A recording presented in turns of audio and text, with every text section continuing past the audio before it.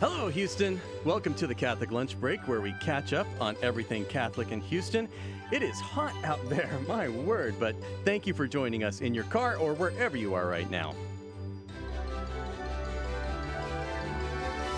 My name is Tim Mott. I'm the general manager of this radio station, and I have the privilege every Monday at noon hosting this program for you to catch up on everything Catholic in Houston. So whatever you've got for lunch, you don't have to share it with me. I brought mine today.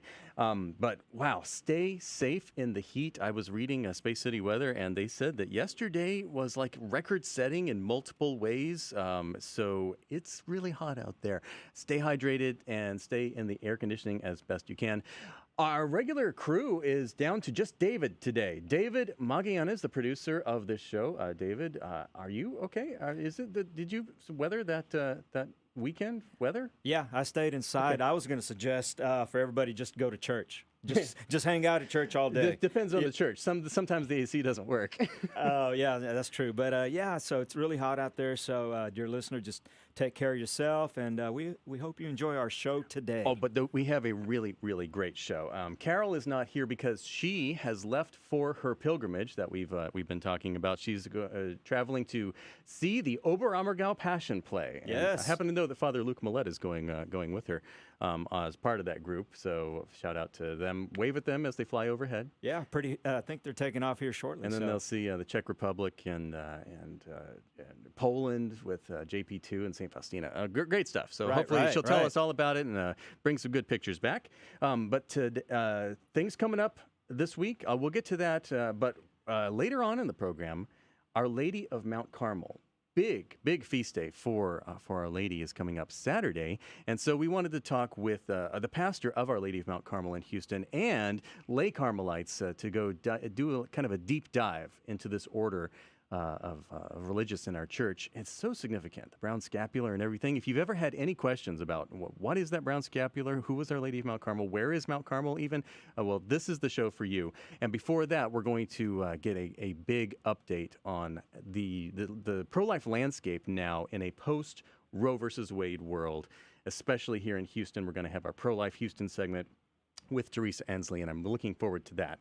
So let's start with prayer like we usually do before I get into our upcoming of this week. In the name of the Father, the Son, and the Holy Spirit, amen. Amen. Remember, O most gracious Virgin Mary, that never was it known that anyone who fled to thy protection, implored thy help, or sought thine intercession was left unaided. Inspired by this confidence, I fly into thee, O Virgin of Virgins, my mother. To thee do I come, before thee I stand, sinful and sorrowful. O Mother of the Word incarnate, despise not my petitions, but in thy mercy hear and answer me. In the name of the Father, the Son, and the Holy Spirit, amen. Amen. Okay, so really quick, coming up this week.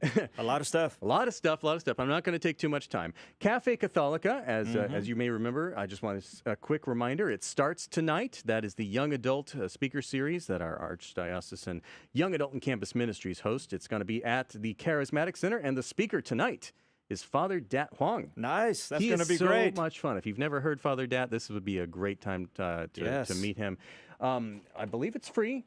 Yes. You just show up. Yes. Show up for dinner. The confession is at 5:15, Mass at 6:15, dinner's at 7:15, and like I said, it's free while supplies last. And then the talk starts at 8:15. So basically come anytime you want tonight to the Charismatic Center over on the southeast side of downtown. So that's Cafe Catholica. On Wednesday, Holy League for Men at Annunciation Catholic Church. That is the 5:30 a.m. Reverse happy hour, yes. Reverse happy hour. Yes. Holy hour for men. We have a confession and Mass and adoration and a spiritual conference with Father Felix. That's this coming Wednesday.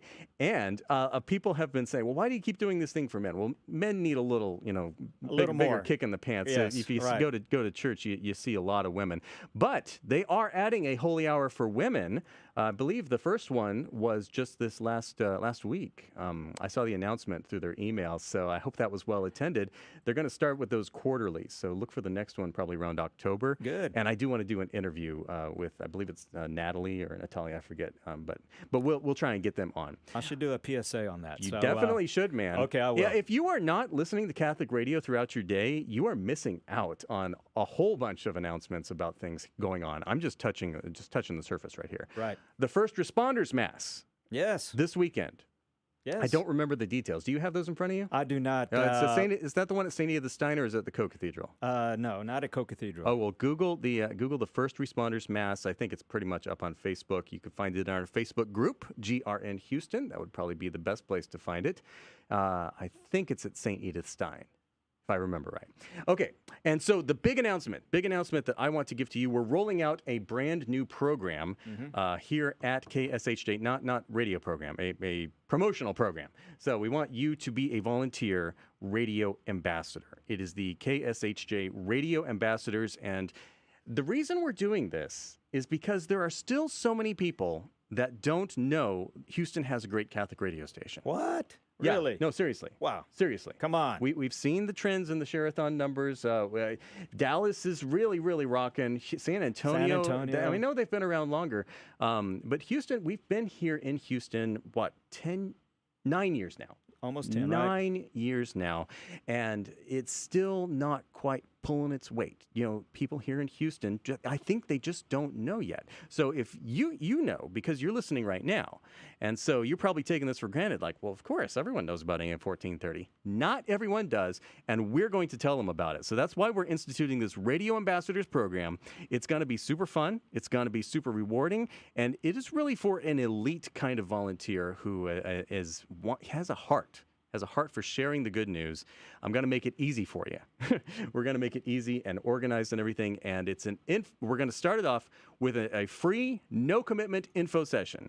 If you are just flabbergasted that there are people in Houston that don't know about Catholic radio, just come for a free pizza lunch on July 30th. July 30th, 11 a.m. here at the studio. It's a Saturday, and I'm gonna be there. Taking my Saturday, and I'm going to be there for you, and I want a whole bunch of people to come. No commitment. You just show up. You don't even have to RSVP. You can totally walk in, and I'm going to roll out the whole strategy for you for how we are going to tell the entire city of Houston, the entire Catholic population of Houston, about this wonderful radio station. Sounds great. So, Tim, if they have questions about where the location is or whatever, you can go to our website, grnonline.com. The emails and phone numbers are right there on the front page, grnonline.com. July 30th is the date. It's a Saturday, 11 a.m. I'll feed you a free lunch. Actually, I said a pizza lunch. I don't even know if it's pizza or not. We might get Chick-fil-A or something else. We'll see. So I don't know. Who knows? But I'll feed you. It's a free lunch. You can't pass up a free lunch. Can't pass that up. Yeah, it's not even like a timeshare thing where you have to pay for it. And you get to hang out with us, You get to hang out with us, and who knows, maybe you'll want to be part of this as well. Right. Radio Ambassadors, July 30th. You can reach out with questions at grnonline.com. And now, pro-life in Houston. Let's bring back Teresa Ensley from 40 Days for Life. Teresa, welcome back. Thank you for having me. Woo, the party is going to be here at the end of July. And I have to say, this radio station has been awesome throughout the years. And y'all are going to really love seeing everyone in person and seeing how this whole setup is. I'm sitting at this table here with our lovely guests that I'm so excited about today. And I have to say, I'm just so proud every time that we get a chance to bring someone in, even though I'm just a volunteer myself. So thank you for letting me be a part of this. Pro-life ambassador. There you go. Yeah. That should be your title. I know you're like program director or whatever at 40 Days for Life or wherever you are. I'm not program director. You're not even program director. I'm a campaign strategist. Campaign strategist. Campaign strategist. I call you pro-life ambassador. So I had a big question. For you before you bring on your guest today. Roe versus Wade is gone. Yes, praise the Lord. Praise the Lord. Yeah, no kidding. What have the reactions in Houston been? So I have to say there's been a lot of positive reactions. Here in Houston, there are so many pro-lifers who have already been super, super involved over the years, since even before Roe v. Wade was in place. And so what we're doing is we're seeing that network just continue to grow. And that is one of the things we really want to discuss today as we bring in the lovely Miss Julie Fritz Dumalet, who is actually the director of the Office of Pro-Life Activities for the Archdiocese of Houston. So she is our key networking point person. Julie is actually a regular on the show. She may have been here more times than you, Teresa. I don't know that's about to your that. credit. That's to your credit. Well, Teresa's got her regular segment now, so she's catching up. She is catching up, yes. Absolutely. Julie Dumalet, welcome back. Thank you, Tim. Thank you, Teresa. It's good to be here. So, especially now. Great time. So, I guess the same question goes for you. What reactions have you seen to both from the pro-life and pro-abortion world, like, you know, what has happened out there in Houston? So we've seen, certainly throughout the country, we've seen protests, people unhappy with the decision. But here it's been really exciting in that we've had a lot of people reach out and say, I want to get involved now, you know, and on some level, there's kind of a sense that, okay, the Supreme Court has, maybe I was part of the silent majority, you know, but the Supreme Court has kind of given me permission to say, okay, this is legitimate. You know, now I want to be part of it. And so we've had a number of people reach out and say, hey, how can we get involved? How can we get our parishes involved? Can I volunteer? And how do I do that? That's great. That's actually, I wouldn't necessarily have expected that, but that's very good news to hear. It's that very people, exciting. Maybe yes. some listeners right now are thinking, you know, it's about time. If the Supreme Court can overturn Roe v. Wade, I can get out there and help. Well, and we're seeing the response of women too. I know one particular abortion facility in Houston did. I've been sent pictures of it being locked up. That it's totally closed. The gate's closed, and they're not planning to reopen, as far as I know. But I know Julie's going to be able to address that more thoroughly as far as the legal concerns, you know, moving forward. What would you think about maybe reaching out to the former employees if the business has to close? Well, they're losing their jobs there. And there is a program through, and then there were none, or through Abby Johnson's group that will work with workers to come out. And so if you are an employer who wants to hire someone who was a former abortionist who's now pro-life, please, this is the time to reach out, because they're going to be looking for jobs. And that's what we want. We want to see those conversions of heart. Excellent. So where did you want to take the conversation today? So for today, I mean, I wanted to ask Julie, I was super excited whenever Roe was overturned. That was June 24th. We haven't had a show since then. You're my first guest on since that point. Yay. So where were you on June the 24th? So, you know, it's a funny story, and I think Tim has heard this story before, but we were actually on vacation. And so we decided we could go to the beach that day because the court never releases opinions on a Friday. Yeah. So this is a great day. This is a great day to be without a cell phone, without bars. And I had agreed to be part of a media scrum, they called it, like in rugby, that we were all going to hop on a Zoom meeting with USCCB and talk to the media that day, right? So we thought, well, this is a safe day. So I'm literally on a canoe. Okay, at about 10:30 Maryland time, and my phone went off, dinged once, and then it dinged a second time. It's like, okay, you know, someone's texting me, not a big deal. And then it dinged again, then it dinged again, and again. And I said to my husband, we have to pull over in this cove over here because I need to check my phone. And so sure enough, the people were letting me know that the decision had come out, and so we had to run and try to find a place for bars, but it was where I had bars. But it was funny because you mentioned Oberammergau. I was on that day on a Zoom meeting with Archbishop Laurie from Baltimore, who is the head of the pro-life secretariat for USCCB, and he was actually leading a pilgrimage to Oberammergau. Oh wow! So he had to leave the Passion Play, get on a Zoom call. It was 11 or 12 at night when he was trying to, it was all hands on deck, but it was actually a lot of fun. That is spectacular. So as far as like how you're seeing things now, what does this mean from your perspective? Because you also have a history. You've been a lawyer. I have. And now you have this awesome view of being able to be involved with all of these parishes throughout the diocese. And I hope if you're not involved with Julie, you need to get on board with this, because this is very effective, and she has great programs we're going to talk about. So, but as far as what is jobs going in, you know, jobs being announced and Roe v. Wade being overturned, what does that mean for Houston? So we're kind of in a holding pattern a little bit, just in that we know that yes, the Supreme Court opinion has come out, but we know there's going to be still a number of legal challenges that I don't expect them to go anywhere, but they may slow us down in terms of actually having all of our abortion facilities closed. But certainly we do expect that that's going to be the end result. So that's wonderful.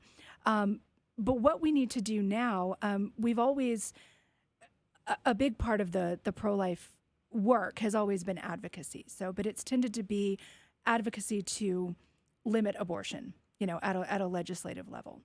Now we're really in a position where we're going to advocate for family-friendly social policies, family-friendly work policies. So we're talking about things like parental leave. We're talking about things like safe, affordable, quality daycare.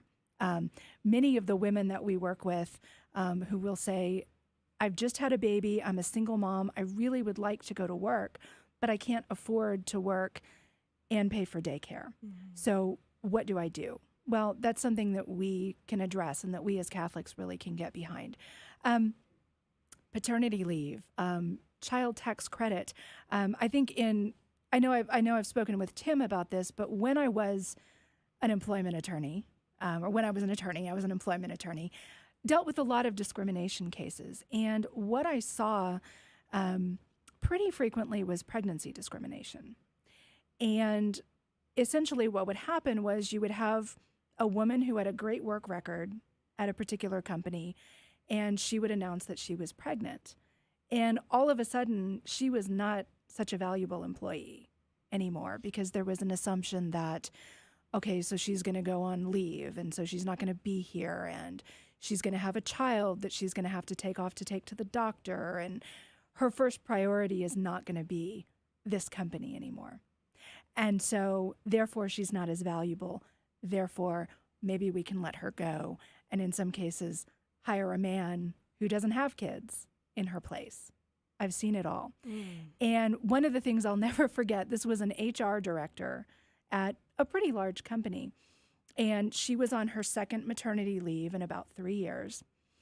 And her boss, the CEO of this company, looked around at this meeting of the directors and he said, you know, I never thought I'd have to ask if birth control should be mandatory for a female manager or not. Oh my. That's terrible. And when she returned after her maternity leave, she was informed that her job was being eliminated. And she trained her male replacement for 2 months, who had a different title, but very similar job duties to what hers had been. We did win that case. But, praise the Lord. But you can imagine that took about 2 years of her life to try to vindicate those rights that she had. And we know that according to Title VII of the Civil Rights Act, we have those rights as women, but it's too easy. We don't have a culture that respects parenthood.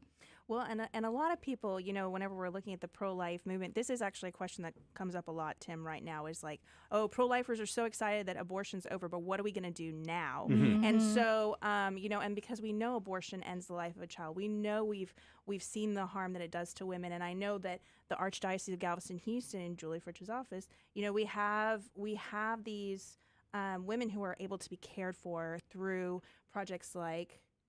So we have a number of things. So certainly for the post-abortion healing, which you mentioned, we have our Project Rachel ministry.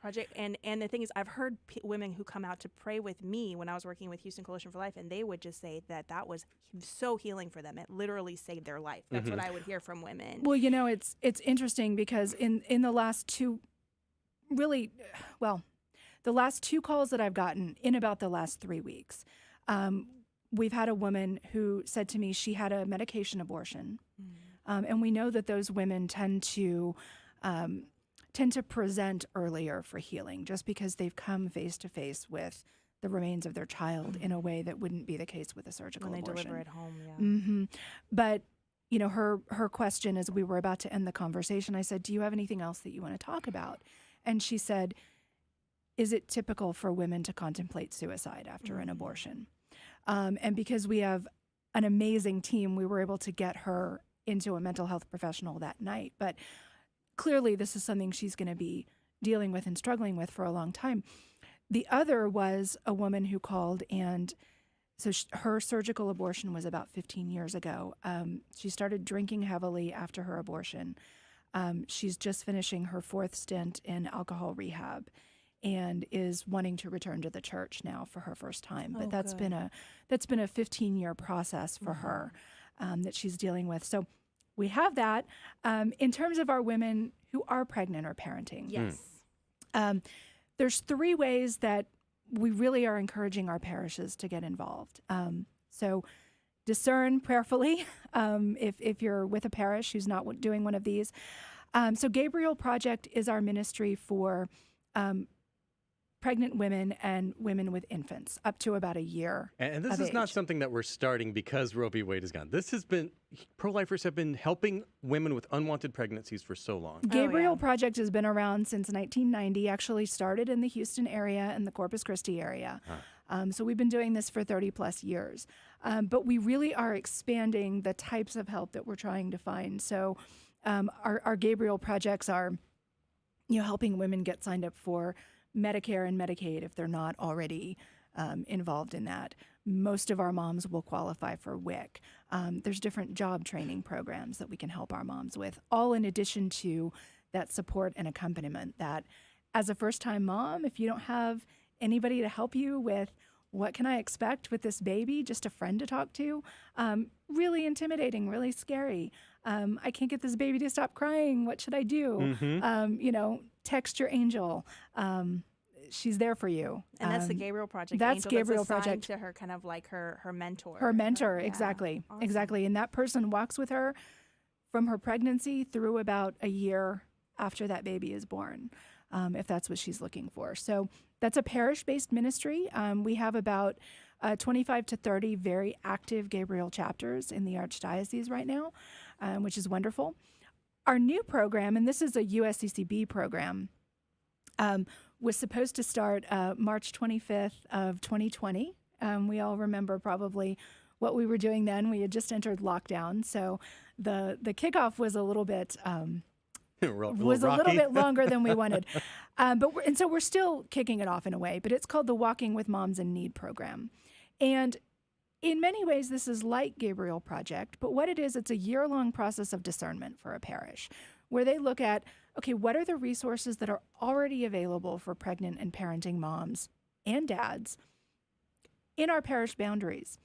And once they kind of have that good list that they can distribute to people in need, they're really called upon to say, okay, what's missing? Is there a group that we can identify maybe that's not, has needs that aren't being met? And is there a way that we alone or in concert with other parishes in our general area might come forward to meet that need? Yeah, that's really a good way for Catholics to take leadership of the Absolutely. issue. Yeah, not just reacting to, when we see an injustice being done, reacting against it, but proactively saying, like you said, who's not being served? Yes. Where are the gaps? How can we stand in those gaps? Exactly. Yeah. And so what we've asked our parishes to do kind of because we want to build on what we've done in some ways, in many ways, Houston is a great example of pregnancy and infancy help. It's amazing, but most of our pregnancy help centers, the assistance that they provide goes to about 1 year of age for that child. And if you have kids, you know that their needs don't stop by any means at 1 year of age. So the idea with Walking with Moms is for parishes to look at the needs of parents with children from about 1 year of age all the way up to 18. So maybe our parish has great resources for parents of toddlers, but maybe not so much for parents of school-age kids. Or, maybe we're doing really well with that, but our parents of teenagers, really, there's not a lot of resources. And just to head off the objection right at the pass, like, well, that's great and all, but I care about the unborn, those who don't have a voice. Well, if people see that you're taking care of the 16-year-olds, the 12-year-olds, exactly. the 8-year-olds, then the ones with the unborn are going to be so much more open to coming to you. They're going to know that there's real options out there and continuing support because, yes, the parent is the primary caregiver, but, we all know none of us raise children by ourselves. Nope. We all need a lot of help. And some people don't have it. We're here to provide it. Wonderful. And one of the crisis pregnancy centers that I worked with, also a lot of the women that would come in had many other children. Yes. So that was one of the challenges for if they needed rent assistance or something like that, because we weren't able to just say, okay, well, there's this maternity home that takes new moms who don't have any other kids. Now we're looking at moms who have 4 other children, boys that are, over 10, so they can't be in with the women and all of this other stuff. And so it is much more complex. And the Catholic Church is looking at this. And this is one of the things I really feel like It's very important for us as Catholics, and I know we have non-Catholics who are also part of the listening audience, but we need to really take pride in the fact of the history that the church has had, and you can be part of that history right now. Like when people look back in history and they go, what did you do after Roe v. What did Americans do after Roe v. Wade?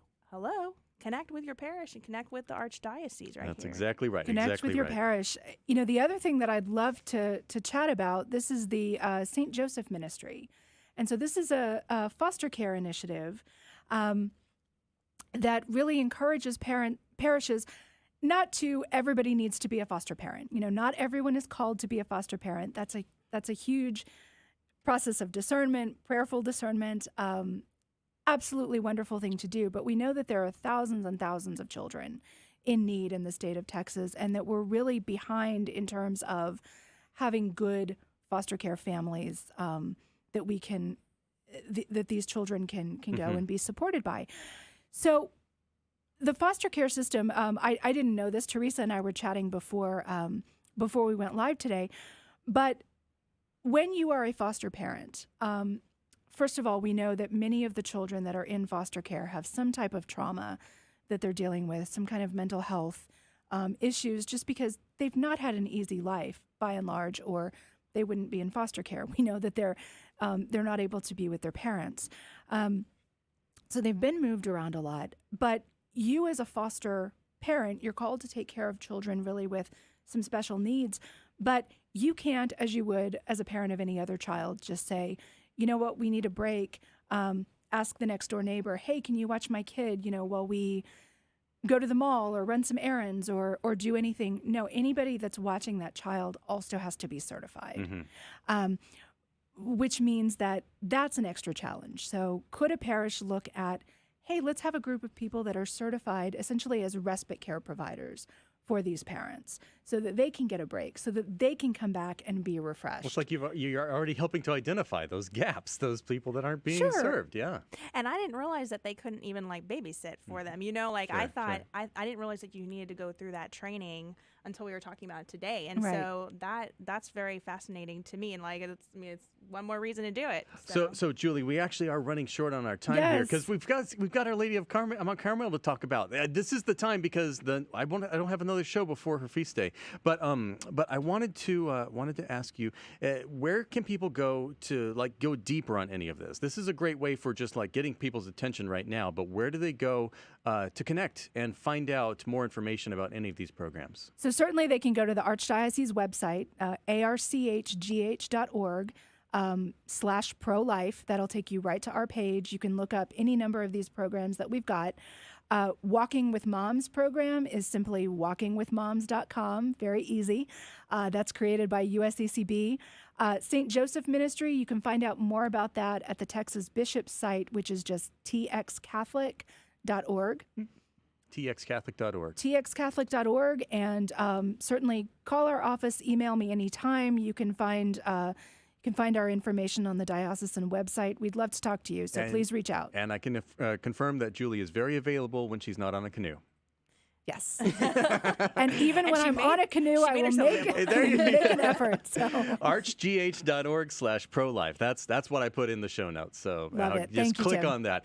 Teresa, thanks for putting together our Pro-Life in Houston segment every month. This is wonderful. Yes. Well, I'm thrilled she said yes. And where were you when you heard the Roe v. Wade news? So I was actually at a pro-life women's conference. I was up answering emails in my room because it wasn't quite time to launch for it to begin. And my husband texted me, of all the pro-lifers I know, I was like, oh, this is very special. My husband texted me that it's been overturned. And so that was very exciting. I went downstairs and people were laughing and crying. People who have been involved in, the pro-life ministry for decades and decades and have been praying for this, throughout their life. So yeah, it was awesome because we could get going right there. And then it was announced this state is overturned and it's no longer legal in this state, and it's no longer legal in this state. And of course, there's going to be some legal challenges to that, but we can keep working. We believe we'll overcome them. So we'll have you back in August. So thank you very much. You're listening to the Catholic Lunch Break on AM 1430. We've been talking with Teresa Ensley from 40 Days for Life and Julie Dumalet from the Office of Pro-Life Activities at the Archdiocese of Galveston, Houston. Again, if you want to connect with Julie, go to archgh.org/pro-life. And when we come back, we will be be talking with Father Abelardo Cobos from Our Lady of Mount Carmel and lay Carmelites here in Houston about Our Lady of Carmel and her upcoming feast day, what you can do to celebrate this coming Saturday. This is the Catholic Lunch Break, and we will be back in about 3 minutes. Southeast Houston Cardiology is a proud sponsor of your Catholic radio station, and the doctor is in. Southeast Houston Cardiology has been serving patients with heart disease and vascular disease with up-to-date, compassionate, and comprehensive care for more than 20 years. Southeast Houston Cardiology has 2 locations, Webster and Pasadena. You can contact them online at southeasthoustancardiology.com or 281-338-4004. The Relics of St. Bernadette is touring the United States for the first time and will be present at Our Lady of Walsingham Catholic Church Saturday, July 16th to July 18th. The Sanctuary of Our Lady of Lourdes is organizing the pilgrimage of the Relics in partnership with the Ordinate of the Chair of St. Peter, the USCCB, North American Volunteers, Hospitality of Miami, and the Order of Malta. The schedule of events can be found on the church website at olwcatholic.org. Hi, I'm Claudia Garza. I am an insurance agent with Farmers Insurance, serving West Houston and Katy. And I am a proud sponsor of this Guadalupe Radio Network station. Catholic radio is truly food for my soul. I sponsor 1430 AM because I want to help evangelize. You can reach me at my office, 713-780-4841, 713-780-4841. Introducing the KSHJ Radio Ambassadors. We're putting together a team of super volunteers to tell every parish in Houston about Guadalupe Radio. Come to our free info session to find out more. There's no commitment to attend, and we'll provide lunch. It's Saturday, July 30th at 11 a.m. in the KSHJ conference room. There's no need to RSVP, but you can call or email me with questions at grnonline.com. I will see you at the radio station July 30th at 11 a.m. And did I mention the free lunch? Hi, I'm Joel Matthews, business owner and partner with TRO CPA. I'm a proud sponsor of this Guadalupe Radio Network station, and I think you should be too. As Catholics, I believe we should put our money where our faith is. And as a CPA, I help small business owners make wise decisions about their money every day. You can find out more about what I do and why I sponsor KSHJ by going to my website, trocpa.com. That's trocpa.com. This is Khan. The Cafe Católica Young Adult Summer Series is back and bigger than ever. On July 11th, we will have Father Dat Juan, current pastor at St. Faustina, as our first speaker. The topic of his talk is God's present through life absences. We will meet at the Charismatic Center. Our event will start with confession at 5:15, followed by Mass, free dinner, and a talk. Find more information at cafecatolica.com. Once again, at cafecatolica.com. You're listening to the Catholic Lunch Break, where we catch up on everything Catholic in Houston. There are a lot of saints. I was looking at the calendar for this upcoming week, and there are a lot of saints coming up. Matter of fact, today is Saint Benedict. Saint Benedict, the forefather of almost all of the monastic orders. Saint Kateri Tekakwitha, our Native American saint, on Thursday. Saint Bonaventure from the Franciscans on Friday. Big one there. And then Our Lady of Walsingham is having the Relics of St. Bernadette this coming weekend. That's awesome. And you told me about a Eucharistic miracles happening at Our Lady of Lourdes in Hitchcock. Down south, not the actual miracle, but the presentation about the miracles. Yeah, exactly. And so you can walk around. I think it's the same one I've seen before. So if you ever had any questions or wanted to know more about the true presence of Jesus, of God, it's they're ready for you to go check out. Well, we reserved a special spot on today's show because of one of the upcoming feast days. Our Lady of Mount Carmel is this Saturday. And there's something about the name Carmel that just, for me at least, evokes this kind of, depth of mystery and history that I feel like I've never fully understood. And so I'm really excited that I get to talk today with Father Abelardo Cobos, pastor of Our Lady of Mount Carmel Parish here in Houston. Welcome back, Father. I know we had you on just a few months ago, right? Yes, Tim. Thank you. Thank you very much for welcoming me So good to have you here. And you brought a couple guests with you. We have Bernadette Sanchez. Bernadette, welcome to the Catholic Lunch Break. Thank you. And you're a lay Carmelite, right? Yes. Oh, we're gonna get everything from you about that. And Roger Morris, we met over at St. Thomas More Parish, and it's good to have you in the studio now. You're a lay Carmelite as well? That's right. Well, welcome to our radio program. Thank you. Father Cobos, what is Mount? When I say the word Mount Carmel, what does that evoke in you? What emotions do you have? Well, as you say, is amazing. It's an historical since the Old Testament. We can find Mount Carmel, and this relation with Elijah, that is the one who proves to us who is the truly God. Ah, yes. And you are referring to the confrontation with the priest of Baal? Exactly. That's the word. So that's where that happened, on Mount Carmel. In Mount Carmel. In the land of Israel. In the land of Israel. And Mount Carmel means the garden of God, where you can talk with God. For that, I mean, it's amazing. I say to my parishioners that we are in the place where we talk with God. Is the place of Carmel, the land of Carmel. So that is the meaning. And as you say that when you hear Carmel, you feel something special. Is the special thing that you feel. Because when we're talking about Elijah, it's like thousands of years BC.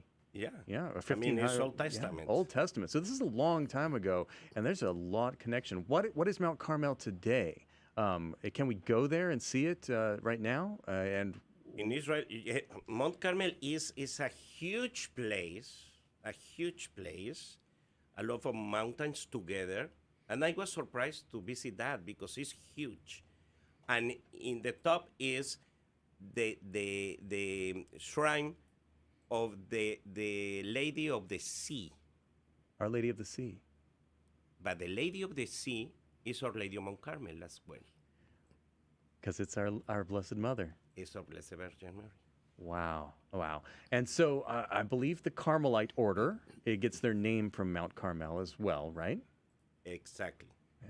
And the beginning is with Elijah when he feels the presence of God, and many people, they start to go to Mount Carmel to start to do prayer and to pray and to feel this presence of God in the mountain. Now, why is it Our Lady of Mount Carmel? Did she appear there as an apparition? That is a wonderful question, and exactly I want to tell you that for that we celebrate July the 16th, because July the 16th in 1251, she appears, the Blessed Virgin Mary, no Mount Carmel yet, Blessed Virgin Mary appears to St. Simon Stock in England, who was the superior of the Carmelites. And she says, I am the Blessed Virgin Mary, and I want to tell you that all the ones who are part of Mount Carmel, because are looking for the presence of God in their lives, I will protect them through the Scapular, that we'll talk about that later. Yes. But the important thing is that is the Blessed Virgin Mary, and she takes the name of Mount Carmel because she appears to St. Simon Stock that he was the superior of the Carmelites. So and for that, she takes the name of Mount Carmel. So the order was already there on the mountain, and they were already searching for the presence of God in the place where, as you say, the Garden of God, where we speak with God, we commune with Him in a mystical way, and so she appears. She appears there. But she didn't appear there. She appears in England. Oh, in England? Yeah, because the order was already set. And through the centuries, they start to move to all around the world, and start to do like the order of the Carmelites starts in Mount Carmel, but through the time they were moving to different places. So the superior was in England, and in England was when the Blessed Virgin Mary appeared. Ah, gotcha. Okay, so England is where St. Simon Stock was. So I want to bring in Bernadette and Roger here about the order itself. So first, let's get a little background on you. So Bernadette, what's your story? Are you native to Houston? I am. I was born and raised here in Houston, and I've been a parishioner of Our Lady of Mount Carmel since I was 4. Oh, since you were 4. I was going to ask Cradle Catholic then, so yeah, okay, excellent. Definitely. I've made my sacraments there, and I'm really pleased to be here to let you know about what the lay Carmelites are. Good. So you've been there longer than Father Cobos has. A little bit. A little bit there. You know where all the bodies are buried. And Roger, what's your backstory? Are you a native Houstonian as well? No, I'm not, but as we say, I got here as soon as I could. Oh, good. I've been here for over 50 years, a parishioner at St. Thomas More for over 25, and I met Erlinda Mendoza, a member of our Carmelite community at Adoration, and she convinced me I ought to join, and so here I am. Okay, great. And what about you? Are you Cradle Catholic or convert? Convert. Oh, what did you convert from? Well, our family grew up in several Protestant denominations. I was pretty much unchurched. And then I met the woman I married, and she was Catholic, and so we got married in the Catholic Church. Gotcha. Yeah, we got to get you in the door somehow, and then That's God right. changes you. God changes you, and now look at you. You're a Carmelite. So, Bernadette, what does it mean to be a Carmelite? We were talking about the order that started on Mount Carmel, spread across the world. Our Lady appeared to the Superior in England in 1251. There's some real depth of history here, but what does it mean for you to be a lay Carmelite here in Houston? Well, a little background. The call to Carmel is linked very closely with the prophet Elijah in the Old Testament and our Blessed Mother Mary in the New Testament. The earlier Carmelites were hermits, and they petitioned to Albert the rule of life, and this was around 1206 to 1214. Oh, but you're not a hermit. I'm not. No, well, I mean, no, I'm too much of an extrovert for that. I bet. So what is it? What do you do then as a lay Carmelite? Yeah. Well, as a lay Carmelite, we want to live in the presence of God, and because we live in a secular world, we have all kinds of distractions, and so we devote ourselves to our Blessed Mother, and in living the presence of God, we want to see or have the eyes of Jesus, have the heart of Jesus, and live our lives promoting God's saving grace. And in doing that, we are in constant prayer. You know, everything is just devoted to His glory. Well, yeah, and so why the Carmelites? Why not the Dominicans or the Franciscans or the Augustinians or the Benedictines? Right, good question. Well, in the Carmelite, we have a contemplative, meditative type of prayer. It's living, as I say, the presence of God in our day-to-day living, and we follow the spirituality and the charism of Carmel. And maybe, Roger, you could speak a little bit more about that. Yeah, Roger, why did you choose the Carmelites, and what is it about tell me what a day looks like for you as a Carmelite. Ideally, and unfortunately I don't get it done all the time, starts out with morning prayer, the Liturgy of the Hours, and also evening prayer, and then regular prayer in between, attendance at Mass regularly, reception of the sacraments, and not so much different from other Catholics, but the contemplative life is different than just prayer. And right now, our community is going through the difficult task of reading John of the Cross's Ascent of Mount Carmel. And that's a deep, deep thing to read, very difficult, and So we're plowing through. So it's not just the individual prayer that you do. I mean, as lay people living in the world, you probably pray about yourselves a lot, but you have a community. You're praying with people, and you're doing things together. What does a community look like? Well, there are several communities. If you're interested in learning more about the lay Carmelites here in Texas, go to the website www.laycarmelitetx.org, and you can learn a lot about several communities here in Texas. I can add that to the show notes. Yeah. But we meet. We have monthly meetings. We go through the readings that we're assigned to. Right now, as Roger mentioned, we're reading the St. John of the Cross is sent to Mount Carmel. We also pray the Lectio Divina. Mm-hmm. We as a group. As a group. Okay. Yeah. Which is very powerful. We also pray the Liturgy of the Hours, and just several other items in our agenda. But we do meet every month. And now, how many people are in your community at Our Lady of Mount Carmel in Houston? Well, here in our community, we meet at Our Lady of Mount Carmel Church, and there are probably about 12 to 15 of us that meet. As we age, we do participate as much as we can, but faithfully, about 12 to 15 of us will meet on a regular basis. Oh, that's a healthy community. Yeah. Are you guys involved with any of the First Order Carmelites, the full Carmelites that are consecrated? Or? Well, actually, we do. We have every year we have a 3-day weekend where we meet in Dallas is where we're going to meet this year, and we have a retreat. Yeah. Plus, we do have days of reflection where we'll meet at several churches at St. Teresa and Sugar Land. Where did we meet recently? In Katy. Katy? In Katy, okay. yes. Yeah. Yes. There's some really devout people at St. Bartholomew in Katy, I know for sure.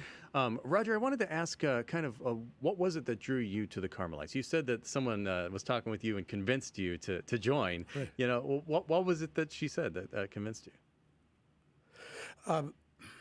Well, she was very devout, very spiritual. She invited me over to her house, and I got to know her better. And I thought, maybe this is for me. I'd been thinking maybe the Benedictines.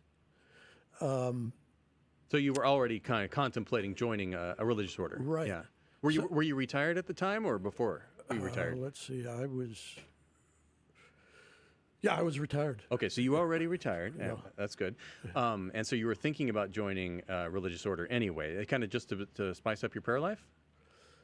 That, and the older I get, the closer I get to beating my maker. And I think I got to get my house in order. And well, you get a little pre-advanced meeting with him. If you're in the garden of God, meeting him, you don't have to wait to meet him. So, and I thought, well, what about the OP, the Dominicans?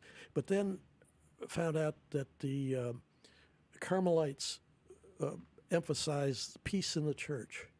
And whether I wanted to be, I thought maybe Dominicans might be too confrontational because of the teaching and so on. I think they prefer the term argumentative. Okay. And I thought maybe peace in the church was something that maybe suited me better, at least should suit me better. Okay. And so I liked that. That's good. That's good. So it's kind of something about the emphasis that the Carmelites place on peace that really convinced you to join them. And now you were retired at the time. Are you wearing scrubs today? I am. This is my lunch break. This is your lunch break. It's my lunch break too, but I'm not eating. So, so you're still at work. How does the prayer life of the Carmelites fit into your work schedule? It fits perfectly. Really? Yes, it does. I'm in the healthcare industry, and I would have to say 60% of my work is ministry and 40% is healthcare. Really? Yes. There's such a great opportunity to listen and to minister. I mean, it's such a blessed career. But I'm fascinated that joining the religious order is actually improving your secular work because it's a people thing. It's making you minister to people better. Exactly, and a lot of it is just listening, and I've just been blessed to be able to be in this position. But I was introduced to the Carmelite community through my great-grandmother, who was very devout to Our Lady of Mount Carmel. And as a result, my mother has always been a devout Carmelite, and she's 50 years as a lay Carmelite. And so that just, I now really didn't start studying being a lay Carmelite until just maybe in the last 5 years. I've always wanted to. It's been in my back pocket, but life finally presented an opportunity, and I'm hooked. It is just wonderful. Well, you're listening to the Catholic Lunch Break, and we're talking with the Carmelites today from Our Lady of Mount Carmel. Father Abelardo Cobos is with us as well, the pastor of Our Lady of Mount Carmel. And Father, I wanted to ask, what is the involvement that you have with the order? I mean, clearly you have your duties running the parish, but how does the spirituality of the Carmelites influence you? Before to answer to your question, you know what I am thinking? Bernadette, her work is in the mouths. So while she is working in the mouths that they cannot talk, she can talk with them. So it's an amazing ministry that you can say whatever you want to say, and they cannot say anything. And that's why people become dentists. The captive audience, I'm sure. And it's amazing. I see them. I mean, I am not too involved with them. The first thing is that I am allowing them to run the community in my church, and it's a blessing for us. It's the richness. Some of them are part of the community. The other ones are coming from another churches, but all of them are welcome because it's the place where they should meet, because it's Our Lady of Mount Carmel. And it's something that I also admire from them is that they are talking and living their spirituality, but also they study the saints of Our Lady of Mount Carmel. And you know that you are talking about that we have a bunch of saints, and the calendar of the year is full of saints. So some of them and many are saints of Our Lady of Mount Carmel. We are so blessed, Our Lady of Mount Carmel, to have too many saints. Well, it's like you got a saint producing factory there, yeah. It's a factory of saints. It could be you before long. Roger, Bernadette. I don't know about that. No. If you are not a saint, you are not saved. So we're all called to be saints. We're all going to get there eventually. I just think Our Lady of Mount Carmel might give you the fast track. No. So it actually reminds me, before we get to the end of the show, I wanted to bring back Our Lady of Mount Carmel. The appearance to St. Simon's Stock, brown scapular, that was involved in that apparition, right? She promised protection. She promised the protection, and they are ready to explain to you about the scapulary. Just, I want to tell you something else, and I will allow them to explain to you about the scapular. Yes. I am here because I promised to you to come to promote the scapular. Yes. As a pastor of Our Lady of Mount Carmel, I feel that I need to tell the Archdiocese of Galveston, Houston, we have a promise of our Blessed Virgin Mary to protect us. And in this time, we need to be protected. So July the 16th is a time when we can put on our scapulars. And we want to invite all the archdioceses to come to Our Lady of Mount Carmel July the 15th, Friday at 7 p.m. and Saturday at 5 p.m. with the Mass to receive the scapulars for free. Yeah, it's not the cloth that matters. It's a gift. It's not the cloth that's really the value. But I feel as a pastor of Our Lady of Mount Carmel that we need to be protected by the promise of the Blessed Virgin Mary. And they will talk about the... So this Friday, 7 p.m., and this Saturday at 5 p.m. At Our Lady of Mount Carmel. Just show up. Exactly. Okay. And by the way, I have your scapulars here already. Thank you. I was going to ask for that. But we only have about 3 minutes left. So in the next 3 minutes, what is the brown scapular and why do we wear it? Well, there's a spiritual meaning to the scapular. The Blessed Virgin Mary teaches us that we are open to God and to His will. And when we wear the scapular, we're also committed to listening to the Word of God in the Bible, and to believe in it and to put it into practice as it demands. It's also asking us to pray at all times. It's a way of discovering the presence of God in that all that is happening around us. It's also asking us to be involved with people, to be attentive to their needs. Now, what the scapular is not, it's not a magical charm to protect you. it's not an automatic guarantee of salvation. And it's not an excuse for living up to the demands of the Christian life. You wear it committing your life to the teachings of the church. It's a sign that we have that is approved by the church over the last 7 centuries. It stands for the decision to follow Jesus, like Mary. We are open to God and to his will. We are guided by faith, hope, and love, and we wear it with the allegiance to Elijah and to our Blessed Mother. Wow. So by putting it on, you're making some promises, right? You're focusing your attention on Our Lady, and I guess if we come to the Mass, then we can hear more detail about the promises of the scapular. Roger, what does the scapular mean for you? Like when you put it on, what do you feel? What does it do to your mind? Well, it's a recommitment to live the life of a Carmelite in allegiance to Jesus through Mary, and also the example of Elijah.